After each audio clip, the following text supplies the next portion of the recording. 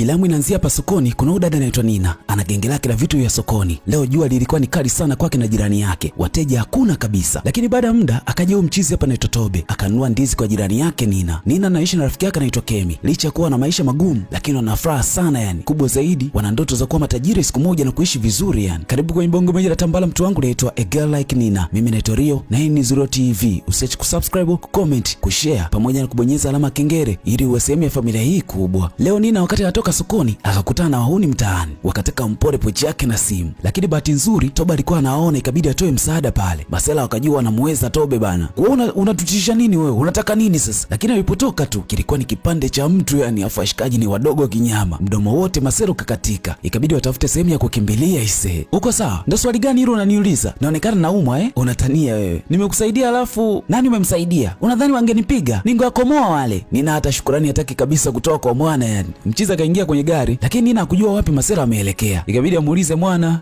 naye akakazwa na mbiwa. Huku kuna hii familia hapa, wana mtoto wa kike anaitwa Scarlett. Alikuwa anasoma nje ya nchi, leo ndo anarejea nyumbani. Scarlett akampa taarifa mama yake kuwa amepata kazi hapa nchini. Mama kafurahi kinoma yani. Leo tena Toba amekuja kununua mahitaji hapa, akaambiwa vitu ambavyo anavipenda leo havipo kwenye hili genge. Ikabidi aende kuangalia kwa genge la Nina. Akakutana na Nina bana, wakawa wamejuana. Unafanya nini hapa? Umekuja dukani kwangu halafu unaniuliza anafanya nini? Mchiza kuamini kabisa kama hili genge ni la Nina. Akasema anataka kutengeneza supu, kwa hiyo kuna mahitaji amekuja kuiangalia hapa. Nina akasema atayapata au mahitaji. Akaanza kuandaa mahitaji ya mchizi na nini. Baada ya muda akakamilisha kila kitu kukiandaa. Akamletea mchizi vitu vyake kwenye gari. Muda wote Nina anaisifia gari ya mchizi tu. Siku nyingine ukisaidiwa sema asante. Nina ndo akakumbuka kushukuru sasa. Toba kaomba namba za Nina ili akiwa anahitaji usaidizi wakati wa kupika ampigie. Hizo ni moja ya mbinu za wanaume za kuchukua namba kwa wanawake bana. Upande wa Scarlett huku ni mtoto akishua haswa. Leo ameamua kutoka kidogo maana amechoka kukaa ndani. Akamwaga mama yake kisha akawa amesepa. Tobe huku akamwalika Nina aje amsaidie kupika bana. Maana mchizi hajui chochote kwenye kupika. Uliniambia unajua kupika? Imekuwaje tena? Aliyekuwa ananifundisha kupika sikumuelewa. Nani huyo kwanza? Kumbe mchizi alinunua vitu ili aje ajifunze kupika kupitia video za YouTube. Noma sana hii mtu wangu. Ikabidi amwombe Nina amsaidie kupika. Nina akasema atapika, lakini Toba asiondoke hapa ndani. Zoezi la kupika likaanza mazee. Baada ya muda kupita, Toba kamrudisha Nina gengeni kwake. Amemaliza kupika na wamekula wakashiba. Akampa na mpunga wa maana kama sehemu ya shukrani. Lakini Nina akagoma. Akasema siku nyingine utanipa. Kisha kawa amesepa. Sasa kuna kipindi kimoja cha TV huwa kinawahoji wajasiriamali wadogo wadogo. Na leo wamekuja kumhoji Nina hapa kwa sababu ni moja kati ya watu ambao wanapambana sana. Hiki kipindi anakipenda sana Scarlett. Kwa hiyo huwa anakifuatilia sana kila siku. Wakati Scarlett anakiangalia, mama akaja kumkaribisha chakula. Nakuja mama, unaangalia nini wewe? Akasema kuna kipindi huwa anakifuatilia sana kila Jumatano. Kinazungumzia vijana wajasiriamali ambao wana ndoto za kufanikiwa. Huyu msichana anaongea vizuri mno. Mama akatamani pia kukijua hiki kipindi. Alipoangalia ile video kwa makini, akamjua ni Nina. Akasema ni mwanae. Wait, Scarlett ya kuelewa kitu. Huyu ni Nene. Ulisema Nene amekufa? Hapana, yupo hai. Angalia alama. Huyu mama alikuwaga na watoto mapacha, Nene pamoja na Scarlett. Nene alipoteaga kipindi yupo mdogo sana. Walimtafuta sana lakini wakahisi amekufa. Leo ndo akamwona bana. Sasa wakati Nene anapotea, watoto wake wote aliwachora tattoo ambayo inafanana shingoni. Ikabidi mama aende akatoe taarifa kwa mzee. Mzee naye akashangaa kinoma baada ya kuiona hii video. Hata alipoangalia ile alama pia akaiona ni ya mwanae. Ilikuwa inafanana sawa sawa kabisa na ile ambayo yuko nayo Scarlett. Mama akaendelea kusisitiza yule ni mwanae. Ikabidi wakamleta nyumbani sasa. Mzee akasema wanapaswa kufanya vipimo kwanza. Mama akawa amekubali. Vipi akikataa? Hawezi, twende tukamlete mwanangu. Mama alishukuru Mungu sana yani. Huku Nina na enjoy tu kwenye jumba la Tobe. Tobe alipofika ikabidi akate simu kwanza. Akasema ana furaha sana leo kwa sababu interview yake imetazamwa na watu wengi sana. Vibe lilikuwa ni kubwa mno. Basi hisia za Nina kwa Tobe zikaanza kuingia mzee. Kila mara akawa anaongea na Tobe kwenye simu tu. Mshikaji wake akawa anamshangaa basi yeye anajali. Kemi akaona kabisa mwanae amependa. Si unajiwaga mapenzi yanavyoanza, kujibebisha ni kwingi mno. Kemi akasema kama umempenda mwambie, wasije kumwahi wengine. Nina akakaza hajapenda ni washikaji tu. Leo Nina akiwa gengeni kwake, akaja Scarlett anataka kuangalia tu ile tattoo. Nina akamkaribisha kununua vitu na nini. Naweza kuongea na wewe? Basi Nina naelewa. Yeye yuko busy na kazi yake, anakaribisha wateja tu. Scarlett muda wote anahangaika tu kuiangalia ile tattoo. Mida jioni Nina akiwa zake geto amejipumzisha, Scarlett akaja bana. Mara hii ameongozana na mama yake. Nina akasema ataita maaskari. Mama akasema haina maana hiyo. Nahitaji kuongea na wewe kidogo tu. Basi basi Nina anaelewa. Mama akasema mimi ni mama yako. Nina akacheka kishenzi yani. Akahisi wanavuta bangi yao na bangi zao zinawaendesha vibaya. Mimi ni mama yako na huyu ni pacha wako. Nina akasema kama ni pranki wamefeli. Scarlett akamwonyesha hadi tattoo. Kidogo Nina akaanza kuamini sasa. Mama ndo akasema miaka 20 iliyopita kuna tukio lilitokeaga mtaani. Walivamiwaga na watu wenye hasira kali. Scarlett akaokolewa na mtu mwingine huku Nina akawa amepotea. Mama alihisi ameokoa watoto wake wote wawili, kumbe mmoja hakuwa wake. Alipogundua hivyo, akaanza kumtafuta mtoto wake halisi ambaye sasa ndo Nina, lakini hakufanikiwa kumpata. Maaskari walimtafuta kila sehemu nene, lakini hawakufanikiwa kumuona. Wakahisi pengine atakuwa ameuawa na wale watu. Nina akasema hii story imemgusa sana, niwaambie tu ni kama filamu vile, lakini sio mimi, si wadanganyi, ni story nzuri sana. Mkiandika kitabu sasa hivi kuhusu hii story mtauza sana yani. Lakini na hapa huyo sio mimi. Nene, mama hawezi kudanganya. Naitwa Nina, sikumbuki chochote mimi. Ulikuwa mtoto sana. Kwani ukituangalia tunafanana? Nina akasema hata mama hawezi kukubali. Yuko wapi? Twende, anaweza kusema ukweli. Alipo uwezi kwenda wewe. Popote anaweza kwenda. Nimesema uwezi, amekufa. Utamfuata? Vipi kuhusu mume wake? Alipo uwezi kwenda pia. Kama ingekuwa hivyo, wangeniambia kabla hujaondoka. Mama amekuja hadi na cheti cha kuzaliwa cha Nina, lakini Nina hataki kabisa kusikia. Akawa amewafukuza pale ndani. Scarlett akaomba walau wafanye vipimo vya DNA. Nina anaelewa sasa, hataki hata kuwaona yani. Hizi taarifa akazipata Kemi. Akasema vipi kama kweli ni wazazi wako? Akasema sio kweli, mama na mzee washakufa. Kemi akasisitiza inawezekana walimuadapti tu. Nina anaelewa sasa. Kemi akaomba sana kubali wafanye vipimo vya DNA. Kemi anachokitaka mshikaji wake akaishi maisha ya kitajiri tu, atoke kwenye huu maskini ambao wako nao. Leo tena Scarlett akaja kumwomba Nina kubali kupima vipimo. Akasema nikipima nikakuta negative, mtaniacha eh? Ndiyo, hatutakusumbua tena. Vipi kitokea ni positive? Nitafurahi sana kuwa na pacha kama wewe. Mwisho Nina akakubali kwenda kufanya vipimo vya DNA. Basi bana, baada ya kufanya vipimo leo rasmi vimetoka. Ni pacha wake Scarlett bana. Toby ikabidi aulize kinachoendelea. Mama akamletea hizo taarifa Scarlett, walifurahi kinoma yani. Ikabidi wamfuate hapa Nina ili akaishi nao nyumbani. Kila mmoja na shauku sana kwenda kuishi naye. Naishi na rafiki yangu hapa, pia nina genge langu. Nikiondoka hapa itakuwaje? Mama akasema baba yako ni tajiri sana. Kuhusu biashara yako, baba yako ataipanua unavyotaka. Hata ukitaka kwenda shule kama dada yako pia utaenda. Nina akaomba muda wa kulifikiria hili. Akaja kuomba ushauri kwa Tobe hapa. Tobe akamshauri akubali tu kwenda kuishi na familia yake. Rasmi Nina amehamia hapa nyumbani. Akafanyiwa sherehe kubwa sana za kumkaribisha. Kila mtu alikuwa na furaha kubwa sana hapa. Kwa sasa atakuwa anaangusha kwenye kichumba cha gharama hapa. Scarlett kwake ilikuwa ni furaha tu kwa sababu amepata mtu ambaye atakuwa na bang naye yani. Scarlett ni mtu wa mitoko sana. Sasa wakati anapiga story hapa, wakaulizana kama wana wapenzi. Lakini kila mmoja akasema hana mpenzi, waliachana na wapenzi wao muda sasa. Kwa hiyo wako single na wanaweza kwenda sehemu yoyote ile ambayo wao wanaitaka. Basi leo Scarlett kawapeleka kutafuta nguo ili walau wawe na nguo za kisasa kidogo. Sio muda wote kuvaa nguo za Wasukuma tu. Mida fulani hivi Nina akataka kujua zaidi kuhusu familia yake. Akaambiwa kipindi wanapoteana, mzee alikuwa hana pesa kwa sababu alisimamishwa kazini. Lakini baada ya uchunguzi ikajulikana hana hatia, ndio akarudishwa tena kazini. Baada ya muda wakahama hapa Nigeria wakaenda kuishi Marekani. Kisha akarudi tena Nigeria kufungua kampuni yake. Mama akiwaona watoto wake wanacheza hivi, huwa anafurahi kinoma yani, kwa sababu ni kitu ambacho alikimisi kwa muda mrefu sana. Nina baada ya muda akamkumbuka mshikaji wake Toby. Akamwambia watu wa hapa ni wakarimu sana. Toby akaomba aje kumsalimia mshikaji wake hapa. Ikabidi Nina amtumie location. Leo Scarlett anataka kumtoa Nina out. Kwa hiyo kampaka makeup ya maana yani. Hii ni siku ya kwanza kwa Nina kupakwa makeup na mbio. Na ni kwa mara ya kwanza wanaenda klabu pamoja. Akavalishwa viatu virefu, anaweza sasa kutembea. Anatembea na yumba kama mlevi yani. Viatu virefu kama hujazoea vinaweza kukuaibisha sehemu yoyote ile. Scarlett akamlazimisha tembee hivyo hivyo tu ajikaze, atazoea. Nina akaomba sana kabadilishe viatu, lakini Scarlett akagoma. Anapaswa avae hivyo hivyo amependeza. Akajaribu kumfundisha kutembea na nini. Nina alipojaribu akashindwa. Yana wenyewe haya, ikabidi arudi kubadili viatu. Cha kufia nini? Stori za Nina na Tobe zilikuwa ziishi. Marafiki wawili ambao mioyo yao imechagua kupendana bila wao kujua. Leo mzee akamuuliza Nina anataka kufanya nini? Akasema anataka kufanya biashara. Vipi nikikufungulia mgahawa? Nina alishangilia kinoma yani. Hilo likawa limepita mtu wangu. Ndugu alikuwa anaishi kwa upendo kinoma. Furaha zilikuwa ni nyingi sana pale ndani. Michezo ilikuwa sehemu ya maisha yao. Mama akiona hili alikuwa anafurahi kinoma yani. Inapendeza sana ndugu akiishi kwa upendo kama hivi. Leo Tobe amekuja kumtembelea Nina, lakini Scarlett alipomuona tu akapagawa na mchizi. Wakawa wanapiga stori zaidi kama wanafahamiana muda mrefu hivi, hadi Nina akashangaa kinoma. Scarlett akamwagiza Nina akamletee mgeni maji, lengo tu yeye abaki na Tobe hapa. Nina haelewi kinachoendelea, ni muda mfupi sana wamefahamiana hao, lakini wanapiga stori kama wamefahamiana muda mrefu sana. Tobe na Scarlett stori zao zikaiva kwa sababu wote wamesoma. Hili likawa linamkera sana Nina. Akahisi pengine ametengwa kwa sababu hajasoma. Muda wote Scarlett akawa karibu sana na Tobe. Nina ambaye ndo mwenyeji wake akawa anasindikiza tu. Basi bana, Scarlett akaomba namba za mchizi hapa. Nina bado haelewi. Hili linamuumiza kinoma yani. Waliporudi ndani, Scarlett akamwahi Nina akamwambia, Tobe ndiye mwanaume ambaye nilikuwa namtaka, msomi, amesafiri sana, sana. Hivi ulimwona alivyokuwa ananiangalia jamani? Tumependana kwa mara ya kwanza tu yani. Basi Nina anaelewa. Scarlett anawaza watoto na Tobe tu. Wivu unazidi kumkamata Nina akisikia hivyo yani. Upendo wangu kwako umeongezeka kwa sababu umemleta mwanaume wa maisha yangu. Hebu fikiria mtu unayempenda anapendwa na ndugu yako kabisa. Inatesa sana hii. Nina leo ametoka kumsaidia Tobe kazi nyumbani. Alipofika tu, Scarlett akamkumbatia Tobe kwa nguvu na mbio. Makeup yako ni nzuri, akasema amefanya mwenyewe, huku Nina anataka kupasuka yani. Scarlett akambembeleza sana Tobe wapate chakula cha jioni pamoja. Nina anaelewa sasa. Wakati wa dina, Scarlett na Tobe wanafurahi tu. Lakini Nina kama hindi huyo, mama kaliona hili, lakini kabidi akaushe tu. Nina apendi kabisa kuwa na uhusiano kati ya Scarlett na Tobe. Mida jioni, Nina akapita chumbani kwa Scarlett. Akasikia naongea na Tobe. Hili likamwasha Nina unaambiwa. Kwa sababu Scarlett alisifiwa na Tobe kuhusu ile makeup siku ile, leo Nina naye kaamua kupaka makeup ili aende akasifiwa na Tobe. Angalia makeup aliyopaka sasa kama jokeli yani. Akapigilia na viatu vya mchuchumio pale, anatembea kama mlevi yani. Tobe alipomwona Nina akajikaza tu kucheka kwa sababu makeup alivyokuwa amepigilia ni vibaya mno. Lakini kwa sababu mchizi akumsifia ile makeup, Nina akamind kinomi, ikabidi arudi kwenda kuisafisha tena. Basi bana, Tobe na Nina leo wana safari ya kwenda kwa rafiki zake Tobe. Lakini njiani wigi lilikuwa linamtesa mno kwa sababu hajazoea kuvaa kabisa mawigi. Ndio kwa mara ya kwanza anavaa wigi. Urembo unatesa kinoma yani. Sasa kinachomtesa ni kuwa wanawake wengi akivaa wigi na kupiga makeup huwa anasifiwa sana. Tobe akasema anampenda akiwa natural. Na kama unavyojiwaga yani, wanaume wengi tuwapenda sana wanawake ambao ni natural. Sio kwa sababu hatuna pesa za kuwapa mkasuke, ni kwa sababu tu tunapenda namna ambavyo mnaonekana mkiwa natural. Basi bana, leo Scarlett amekuja kumtembelea Tobe hapa nyumbani kwake. Hii ni kwa mara ya kwanza nafika hapa, hajawahi kabisa kufika. Hadi Tobe akashangaa, "Umefikaje hapa?" Akasema kuna siku alimfuatilia ndugu yake wakati anakuja hapa, kwa hiyo ndo akawa amepajua. Baada ya muda kupita, Nina naye akawa amefika hapa kwa Tobe. Tobe akashangaa kinoma kumuona Nina amekuja bila taarifa. Mara Scarlett akatoka amevaa shati la Tobe. Nina akashangaa hili. Tobe akasema hakuna kitu ambacho kinaendelea. Amevaa nguo zake kwa sababu alikuwa anaenda kumsaidia kupika. Nina kuelewa kabisa hili. Scarlett akamchukua Tobe wakaondoka zao kwenda jikoni kupika. Wakamwacha Nina aelewe kitu. Nina hili likazidi kumchanganya kabisa ise. Akajua wao itakuwa ameingia penzini. Mida fulani vya jioni wakati anaangalia filamu nyumbani, akaja Scarlett anataka kuangalia kipindi chake. Nina akagoma channel isibadilishwe. Scarlett akabadili channel kwa nguvu tu. Nina alifoka kinoma yani. Kumbuka hizi sio hasira za channel kubadilishwa, ni hasira za mapenzi tu naambiwa. Scarlett wala hana hata shida kabisa. Nina akaja kulalamika kwa Kemi, akasema ananyanyasika sana. Kemi akamwambia aongee na Tobe. Akiongea naye haya ataisha. Nina akasema wanajua nini wanafanya. Kemi akaomba sana aongee nao watabadilika tu. Huku nyumbani hawajui Nina kaenda wapi. Muda umeenda sana bado hajarudi nyumbani na wamempigia sana simu hapatikani. Mara Nina akaingia. Akasema alikuwa kwa rafiki yake, akapitiwa na usingizi na simu ilikuwa imezima. Kwa hiyo ndo maana hawakumpata kwenye simu. Wazee wakamwambia siku nyingine asirudie. Akiwa na shida atoe taarifa mapema. Mama leo kamletea taarifa Nina kuwa Tobe amekuja kumsalimia. Lakini Nina kutaka kumuona kabisa mchizi. Akamwambia labda mwambie Scarlett. Misheri fulani hivi Scarlett akamtoa Tobe. Matukio yote yale Nina alikuwa anayaona kwa juu tu. Walivyokuwa wanaagana, kila kitu alikuwa anakishuhudia. Anazidi kuumia kishenzi yani. Nina akaanza kuwa na kisirani tu na Scarlett. Leo sijui nguo zake zimetolewa kwenye mashine ya kufulia, amekuja na hasira kinoma yani. Ikabidi Scarlett kwanza kate simu. Akasema yeye ndo ametoa. Basi Nina akapiga kelele kishenzi pale. Mama akashindwa kabisa kuelewa kinachoendelea hapa. Na imekuwa ghafla sana hii. Zikawa zihivi kabisa kati ya Nina na Scarlett. Hadi mezani mambo ni tofauti kabisa. Hebu fikiria wewe ndo una hasira afu mwenzako yuko sawa tu. Unalifikiriaje hili? Hili swala mama analiona. Hapendi kabisa hiki kitu. Ikabidi amletee taarifa mume wake. Mzee akasema ni ujana tu nawasumbua. Mara watu wakaanza kubishana huku sebuleni. Nina anahisi anaonewa kwa sababu Scarlett amesoma. Ikabidi mzee ashuke baada ya kusikia zile kelele. Nini kinaendelea hapa? Huyu msichana hana heshima kabisa. Ni kuheshimu wewe? Nina anaona Scarlett ni mjivuni sana. Mama ikabidi aingilie huo mzozo sasa. Mzee akasema ajali nani ameanzisha ugomvi, lakini wanapaswa kuacha kabisa mara moja. Baada ya zile vurugu kule nyumbani, mama ikabidi aje kuzungumza na Tobe. Akamwambia yeye ni tatizo kwa watoto wake kugombana. Wanapigana kwa ajili yake. Mchiza akasema wale ni marafiki zangu tu. Mama akamwambia Mchiza anapaswa malize huu mzozo. Akawa amesepa. Hili likampa mawazo sana Tobe. Mida fulani hivi akampigia simu Nina, muda wote alikuwa apokelewi simu yake. Mara akaja Scarlett hapa. Hey Tobe, uko sawa? Hebu subiri. Wewe na dada yako mna ugomvi? Sio kwa sababu yako, ni ugomvi wa wasichana tu. Una uhakika? Ndiyo. Ikabidi aongee vizuri na Scarlett kuhusu mahusiano yao. Kemi anamwambia Nina, familia ni kila kitu kwenye maisha na hamwezi kuwa sawa muda wote. Lazima mtagombana tu. Nina akasema kinachomuumiza namna ambavyo Tobe na Scarlett wanaendana. Lakini Kemi akamwambia anapaswa waambie ukweli kwa sababu ni ndugu yake ataelewa tu. Basi bana, leo Nina akaja anataka kuongea na Tobe. Akasema, "Najua unampenda sana dada yangu. Ni mwanamke mzuri na amesoma. Unaongea nini wewe?" Wakati anaendelea kuongea, Scarlett akawa ameingia. Akasema wao ni marafiki tu. Hakuna kitu ambacho kinaendelea baina yao. Tobe ndo akamwambia Nina anampenda ise. He?